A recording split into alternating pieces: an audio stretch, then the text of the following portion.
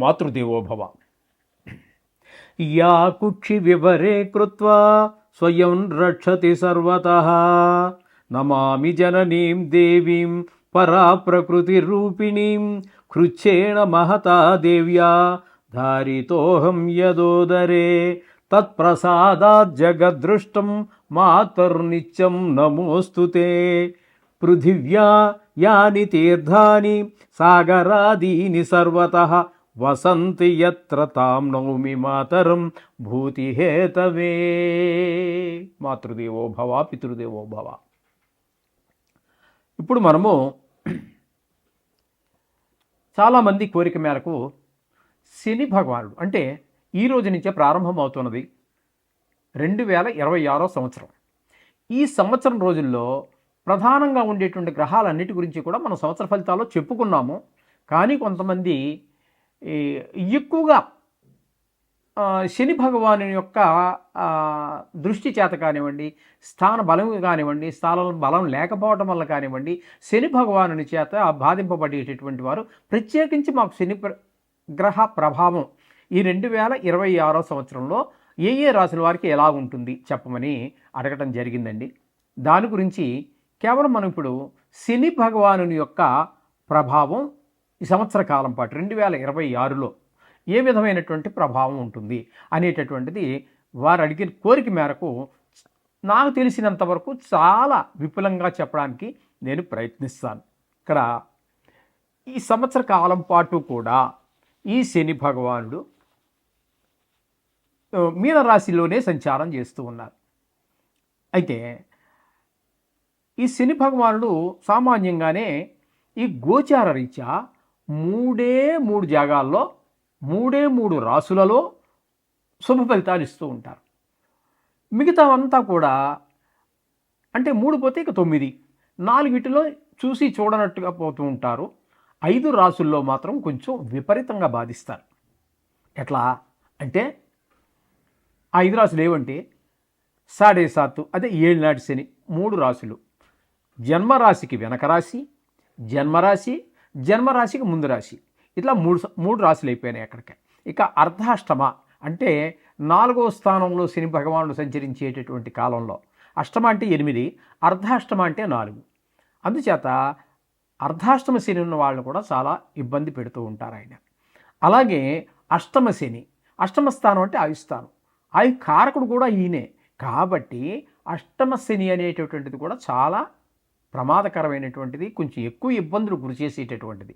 కాబట్టి ఈ 5 రాసుల్లో చాలా ఎక్కువగా ఇబ్బంది పెడుతూ ఉంటారు. మిగతా 4 చూసి చూడనట్టుగా అట్లా వెళ్ళిపోతూ ఉంటుంది. మామూలుగా 3 మాత్రమే ఆయన యోగిస్తారు. అయితే ముఖ్యంగా చెప్పుకోవాల్సింది ఏంటంటే చాలామంది చెప్తున్నారు, మరి ఎంతవరకు నిజమో తెలియదు, కానీ వీటికి దృష్టులు యొక్క పని లేదు. కొన్ని విశేష దృష్టులు శని భగవానుడికి ఉన్నాయి. 3 గ్రహాలకు విశేష దృష్టి ఉన్నాయి, అందులో శని భగవానుడు ఒకడు. అయితే ఈ విశేష దృష్టులు దీనికి సంబంధం లేదు. అలాగే యోగములు కొంతమంది చెబుతున్నారు, అది ఎంతవరకు తెలియదు. కానీ నా పరిజ్ఞానం సేకరించిన మేరకు గోచారంలో యోగములు ఏర్పడవు. ఏ గ్రహం ఏ గ్రహంతో అయినా యుతి ఏర్పడుగాక, కానీ అక్కడ వ్యక్తి అంటే మానవులకు చెప్పేటటువంటిది ఏంటి దేశానికి సంబంధించి వాటి గురించి చెప్పేటటువంటి విషయాన్ని పక్కన పెట్టండి. మనం మానవులు చెప్పుకునేటటువంటి జ్యోతిష్యంలో మాత్రం యోగములు ఏర్పడవు. ఇది ఒకటి మీరు గమనించుకోండి. అంటే నా ఛానల్ అభిమానించే వారి కోసం నేను చెప్తున్నాను, దీన్ని ఏదో కాంట్రవర్సీ చేయడానికి కాదు. ఓకే, ఈ విధంగా ఉంటుందండి. ఏ గ్రహం యొక్క గోచారంలో ఫలితాలు ఇదే విధంగా ఉంటూ ఉంటాయి. అయితే వీటి నుంచి మనం తప్పించుకునే మార్గమే లేదా అంటే ఉన్నాయండి, చాలా మార్గాలు ఉన్నాయి. ఇక్కడ ఈ శని త్రయోదశి అనేటటువంటిది మనకి త్రయోదశి రోజున శనివారం రోజున త్రయోదశి కనుక ఏర్పడినట్టయితే దాన్ని శని త్రయోదశి అంటారు. ఆ శని త్రయోదశి రోజున అంటే రోజు మనం పూజ చేసుకోవచ్చు, అది వేరే విషయం. ఆ రోజు మనం చేసేటటువంటి శని భగవానుడు చేసే పూజ మాత్రం చాలా విశేషమైన ఫలితాలు ఇస్తుంది. అందుచేత ఆ దోషాలు చాలా తొలగిపోయేదానికి అవకాశం ఉంటుంది. ఇటువంటి శని త్రయోదశులు ఈ 2026 సంవత్సరంలో 5 సార్లు వస్తున్నదండి. ఎన్నిసార్లు? 5 సార్లు శని త్రయోదశి వస్తున్నది. ఆ డేట్లు కూడా నేను చెప్తాను, మీరు రాసుకునేవాళ్ళు రాసుకోండి. 30 అంటే లేదంటే నేను కొంచెం మీరు రాసుకునేదాకా ఆగడం కుదరదు కానీ మళ్ళీ వినండి, రాసుకోండి. మీకు రాసుకోవడానికి వీలుగా ఉండేటట్టుగానే నేను చెప్తాను. 31వ తారీఖు జాన్యువరి నెల 2026 ఈ నెలే ఇప్పుడు జరుగుతున్నది. ఈరోజే 1వ తారీఖు కాబట్టి ఈ నెలలోనే 26వ తారీఖున ఒక శని త్రయోదశి వస్తున్నది. అలాగే 13వ తారీఖు జూన్ నెల 2026 సంవత్సరంలోనే మరి రెండోసారి వస్తున్నది. ఇక మూడోసారి ఎప్పుడు అంటే 27వ తారీఖు 6వ నెలలో 2 వస్తున్నాయి. ఇక్కడ చూసారా, 13వ తారీఖు ఒకటి వస్తున్నది, 27వ తారీఖున ఒకటి వస్తుంది, 2026. ఇది గుర్తుపెట్టుకోండి. అట్లాగే నాలుగోసారి 24వ తారీఖు 10వ నెల 2026 ఆ రోజున కూడా శని త్రయోదశి వస్తున్నది. ఇక ఐదోసారి ఎప్పుడయ్యా అంటే 7వ తారీఖు 11వ నెల అంటే నవంబర్ నెల 2026. ఈ 5 రోజుల్లో ఈ 5 సార్లు వస్తుంది శని త్రయోదశి అనేది. ఆ 5 సార్లలో మీరు ఈ శని భగవాన్ యొక్క దుష్ప్రభావం వల్ల బాధితులు అయితే ఎవరైతే ఉన్నారో, ఇప్పుడు మనం చెప్పుకున్నాం కదా, జన్మంలో శని ఉన్నవారు, అది కూడా ఏళ్ళ శనిలోకే వస్తుంది. ఒకవేళ జాతకంలో కూడా ఉందనుకోండి, దాన్ని బాలారిష్టం అంటాం. ఏ పని ముందుకు వెళ్ళనటువంటి పరిస్థితులు ఉంటాయి. ఆ విధంగా జన్మల్లో శని ఉన్నప్పటికీ కూడా ఈ ఏళ్ళనాడు శనే కాకుండా జాతకరీత్యా కూడా జన్మల్లో శని ఉన్నటువంటి వారు, అలాగే ఇక్కడ మన గోచారంలో శని ఉన్నటువంటి వారు 5 రాసుల్లో, ఈ అర్ధాష్టమంలో కానీ ఇట్లా ఈ 5 రాసులు మనం చెప్పుకున్నాం కదా, వీటిలో ఏ ఒక్కరైనా ఎక్కువగా బాధపడుతున్నట్టయితే వాటిని ఆ రోజున మనం విశేషంగా తైలాభిషేకం చేయించడం కానీ, లేదా నువ్వులు దానం ఇచ్చుకోవటం కానీ, ఇంకా కొన్ని కొంతమంది మీద మిగతా గ్రహాల యొక్క పరిస్థితి బాగలేనప్పుడు ఈ ప్రభావం మరింత ఎక్కువ అవుతూ ఉంటుంది. కాబట్టి అటువంటి వారికి కొన్ని వ్రతాలు చెప్పబడి ఉన్నాయండి. అవి నేను ఇప్పుడు చెప్పబోతూ ఉన్నాను. దీన్ని ఈ శనిదేవుని యొక్క వ్రతం అనుకోండి, పూజా విధానం అనుకోండి, అది చేసే విధానం ఏంటి, దాని ఫలితాలు ఏ విధంగా ఉంటాయనేది మనం ఒకసారి ప్రస్తావిద్దాము. మొట్టమొదటిగా మామూలే గణపతి పూజ, అది ఆదో గణనాయక, అంతే లేకుండా ఏ పూజ ఎప్పుడు ఏది జరగదు. కాబట్టి మొదట్లో గణపతి పూజ చేసుకోండి. తర్వాత మండపారాధన చేసుకోండి. మండపారాధన తెలుసుందే కదా, అంచేత మీకు తెలియకపోయినప్పటికీ పురోహితులు తప్పకుండా చేస్తారు. ఆ మండపారాధన అంతా ఉంటుంది. దానికి వాడేటటువంటి ఒళ్ళు అంటే అన్ని గ్రహాలు చేస్తారనుకోండి, ఈ శని భగవానుడికి ఉపయోగించే వాటిల్లో నల్లటి నువ్వులు వాడాలి. అలాగే అంటే రంగు వేసినవి కాదండి, ఈ మధ్య రంగు వేసి అమ్ముతున్నారు, తెల్ల నువ్వులు అని చెప్పి కొన్ని ప్రాంతాల్లో పండుతూ ఉంటాయి. ఆ తెల్ల నువ్వులకి రంగు వేసేస్తున్నారు, హెయిర్ డై వేసుకున్నట్టుగా. అటువంటివి కాకుండా అది కొంచెము స్నఫ్ కలర్లో, అంటే ముక్కుపొడి రంగులో, చింతగింజ రంగులో ఉంటూ ఉంటాయి. వాటిని మాత్రమే వాడండి. అర్థమైందండి? అంచేత ఆ నువ్వులు దానం ఇచ్చుకోవటం కానీ, పూజలో వాడేటప్పుడు కానీ ఆ నువ్వులనే వాడండి. అలాగే నువ్వులు దానం ఇచ్చుకోవడం కూడా ఒక ప్రక్రియ ఉన్నది. అలాగే నువ్వులతోటే దీపం పెట్టండి. నువ్వుల నూనె ఉంటుంది, ఆ నువ్వుల నూనెతోటే దీపం పెట్టండి. అలాగే వస్త్రం, మామూలుగా అన్ని గ్రహాలకి మనం ఆయా సంబంధమైన రంగులు సంబంధించి వస్త్రం పెడుతుంటాం కదా, అక్కడ నల్ల వస్త్రం శని భగవానుడికి పెట్టండి, ఇవ్వండి. అయితే ఆ రోజు పూజ చేసే విధానంలో ఆరోగ్యం సహకరిస్తే పూర్తి రోజంతా ఉపవాసం ఉండండి. లేదు అంత ఆరోగ్యం సహకరించదు, బీపీ, షుగరు, థైరాయిడ్ ఇత్యాదులు రకరకాల అందరికీ ఉంటున్నాయి కాబట్టి అటువంటి వారు అల్పాహారం కూడా తీసుకోవచ్చు. అలాగే ఉపవాసం ఉన్నవాళ్ళు ఉపవాసం ఉండవచ్చు. ఏదైనా ఈ విధంగా మండపారాధన అంతా చేయాలి. చేసిన తర్వాత ఈ దానం ఇచ్చుకోవటం, హోమము, అజపము ఇవన్నీ ఉన్నాయి. ఈ విధంగా ఆ పూజ చేసుకోవటం వల్ల ఈ ప్రభావం వీళ్ళందరికీ కూడా ఇప్పుడు మనం చెప్పుకున్నటువంటి 4, 8, 7.5 అంటే 7 నాటి శని ప్రభావ దోషాలన్నీ కూడా పూర్తిగా తగ్గుతాయి. తద్వారా వచ్చే ఫలితం ఏ విధంగా ఉంటుందయ్యా అన్నట్టయితే, ఆ ప్రభావం తగ్గడం ద్వారా ఆర్థికమైనటువంటి ఫైనాన్షియల్ ప్రాబ్లమ్స్ ఉంటే సాల్వ్ అవుతాయి, ఆర్థిక ఇబ్బందులు తొలగిపోతాయి. ఉద్యోగ విషయంలో ఇబ్బందులుంటే అవి పోతాయి, వ్యాపార విషయంలో ఇబ్బందులుంటే అవి పోతాయి. వ్యవసాయం చేసే వాళ్ళకు కూడా చాలా ఉన్నాయి ప్రాబ్లమ్స్, అటువంటి వారి సమస్యలు కూడా చాలా తొలగిపోతాయి. అలాగే ఇప్పుడు మనం పై చెప్పుకున్న వాటిలో ఆ దోషం పోవడం ద్వారా మంచి పురోగతి సాధించగలుగుతారు. ఉద్యోగం కావచ్చు, వ్యాపారం కావచ్చు, వ్యవసాయం కావచ్చు. ఇక కోర్టు వ్యవహారాలు ఏవో పీకుతూ ఉంటాయి చూసారా, అటువంటి వారికి కూడా ఈ శని యొక్క ఈ వ్రతం చేసుకోవటం ద్వారా, ఈ పూజ చేయటం ద్వారా ఆ కోర్టు వ్యవహారాల్లో మనకి జయం కలుగుతుంది, ఉపశమనం కలుగుతుంది.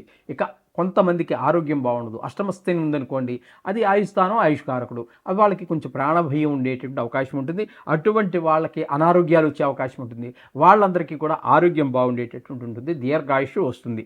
అలాగే చతుర్థ స్థానం అనేటప్పటికి అర్ధాష్టమ శని అంటున్నాం. అది 4వ స్థానాన్ని మనం సుఖస్థానంగా చెప్పుకుంటాం. ఆ సుఖాలన్నిటికీ దూరం అయిపోతూ ఉంటాడు. కాబట్టి ఈ పూజ చేయటం ద్వారా, ఆ శని భగవానుడు శాంతించడం ద్వారా మనం అన్ని సుఖాలు పొందగలుగుతాం.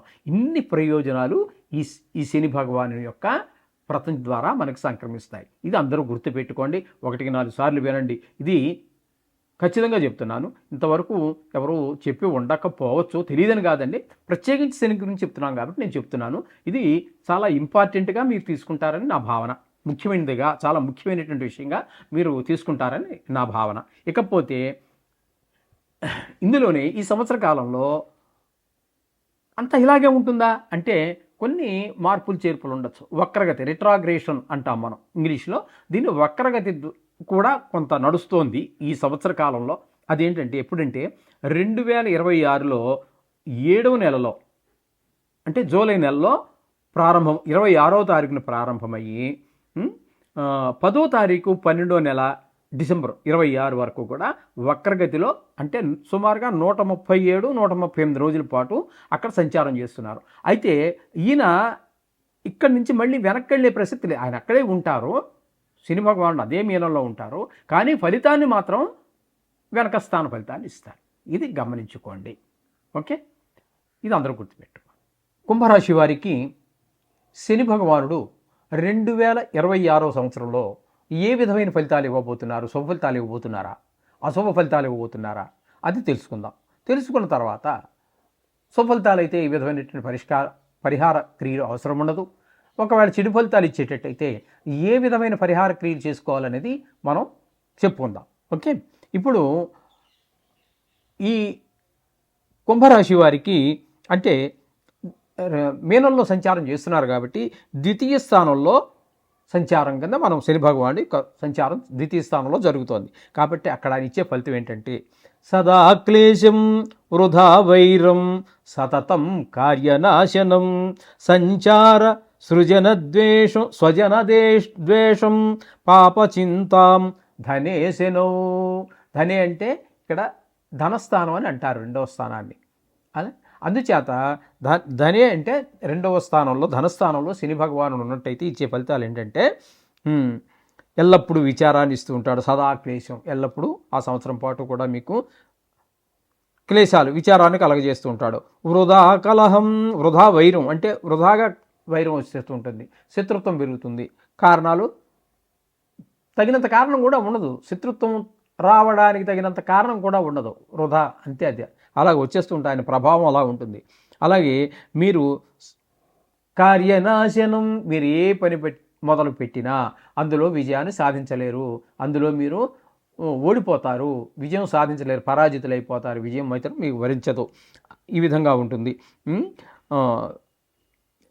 పాపకార్యాలు చెయ్యాలి అనే కోరిక కూడా చాలా ఎక్కువగా ఉంటుంది. సర్వజనులకి, ఇంట్లో వాళ్లే కాదు, వీధిలో వాళ్లే కాదు, అందరితోటి కూడా వైరం వచ్చేస్తూ ఉంటుంది.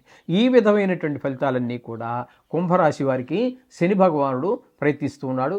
ఇప్పుడు ఈ కుంభరాశికి కూడా ఏళ్ళనాడు శని ఉన్నట్టే, ఏ స్థానం అన్నప్పుడు ఇక్కడి నుంచి ప్రారంభమవుతోందన్నమాట. కాబట్టి ఇది కూడా ఏళ్ళనాడు శని. మొత్తం మీద ఇబ్బందికరమైనటువంటి పరిస్థితి ముందు ఇక్కడి నుంచి ప్రారంభమవుతోంది కాబట్టి, 2వ స్థానంలో ఇక్కడి నుంచి ప్రారంభమైంది కాబట్టి ఇక్కడ మీకు 2వ స్థానంలో అంటే ధనానికి విపరీతమైన, ఇంట్లో ఒక సంతోషం లేకపోవటం, ఇట్లాంటివన్నీ జరుగుతాయి. కాబట్టి ఇది కూడా తీవ్రంగానే ఉంటుంది.